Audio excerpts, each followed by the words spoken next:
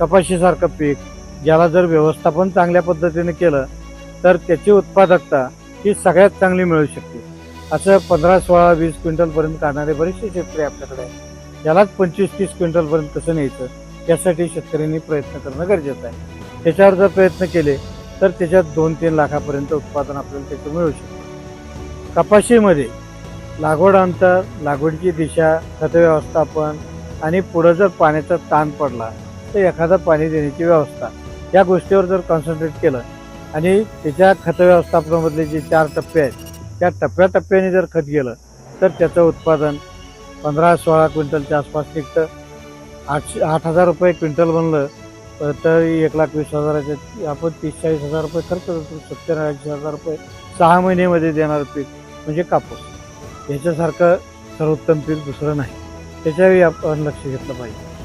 हे 3-4 पिकाकडे आपण जर लक्ष दिलं तर आपण उत्पादन चांगल्या पद्धतीने घेऊ शकतो. शेती मातीचे बोध आमच्या या यूट्यूब चॅनलला लाईक आणि सबस्क्राईब नक्की करा आणि हो, बेल आयकॉन घंटी दाबायला विसरू नका. पुढील भाग लवकरच.